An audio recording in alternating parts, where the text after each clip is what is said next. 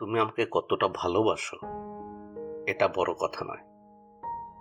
আমি আমার ভালোবাসা দিয়ে তোমার মনের মতো একজন হতে পারবো কিনা সেটা বিশেষ বিষয়।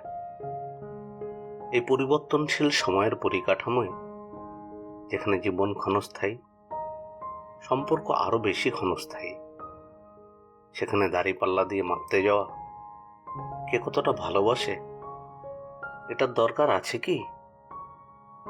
তাই আমি তোমাকে ভালোবাসি এই কথাটা বলার থেকে বেশি দরকার তুমি কেমন আছো, কি ভাবছো, কি করছো সেই খোঁজ নেওয়া। তার একাকিত্বকে, তার আবেগকে, অনুভূতিকে, সংবেদনশীলতাকে, ছোট ছোট খুশিকে, কষ্টকে উপলব্ধি করা দরকার। একদিন দেখবে তোমার ভালোবাসা তার কাহিনী রচনা করে ফেলেছে।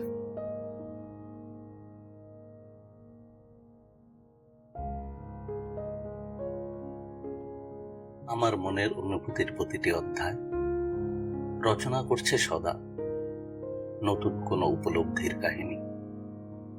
তোমার সাথে দেখা হওয়া সেই কাহিনীর ভূমিকা। গভীর শান্ত নীল দরিয়ার চোখে নিজেকে হারিয়ে ফেলার মুহূর্তে মনের উষ্ণতা লিখেছিল আবেগী প্রস্তাবনা। এক বেমানান চরিত্র নিয়ে প্রকাশ হই তোমার কাছে। বিবিধ ঘটনা আর আলাপচারিতায় শুরু হয়েছিল দুটি চরিত্রের পরিচয় পর্ব। সুবিন্যস্ত ক্রিয়াকাণ্ডে বিকশিত দুটি মনের চাওয়া লিপিবদ্ধ করছিল ধীরে ধীরে প্রেমের প্রতিফলন। দুটি মনের আকর্ষণে লেখা হয়েছিল প্লট। মনে পড়ে সেই দিন, যেই দিন আমি বলেছিলাম, থাকবে তুমি আমার কাহিনীতে, আমি যে তোমায় ভালোবেসে ফেলেছি।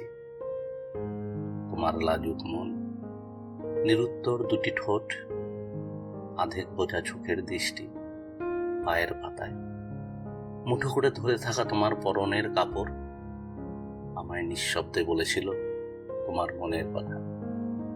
আমি শেষ অধ্যায় পর্যন্ত থাকবো তোমার কাহিনীতে। শুরু হয়েছিল প্লটের পরের পর্যায়ে সংলাপ। তোমার হাসি, মনের খুশি, আবেগী চঞ্চলতা, এগুলো সবই সংলাপের অনুভূতির প্রকাশ। অভিমান হলো ঘাত, নীরবতা বিরামের ভাষা। কত প্রশ্নের ঝুড়ি, বিস্ময়ের ঘনঘটা, চাহিদার ভাগ, সবকিছু নিয়ে আজও চলছে লেখা ভালোবাসার সংলাপ। তোমায় যত্ন করতে, একটু সম্মান করতে চায় মন। তোমাকে হৃদয়ের ভাষা আর অনুভূতির উপস্থাপনা দিয়ে যথার্থ ও সার্থক প্রেমিক হতে চায় মন। জানি আমি তোমার চাওয়া একই সূত্রে গাথা। এটাই তোমার আমার ভালোবাসার নিখুঁত শৈলী। আমি জাতিস্বর হতে চাই তোমার সাথে। এ জীবনে হবে না শেষ তোমার আমার কাহিনী। এখনো অনেক ভালোবাসার লিপিবদ্ধতা বাকি। তোমার প্রতি আমার ভালোবাসা এক অবিরাম উপন্যাস। লিখব দুজনে আবার এক নতুন কাহিনী।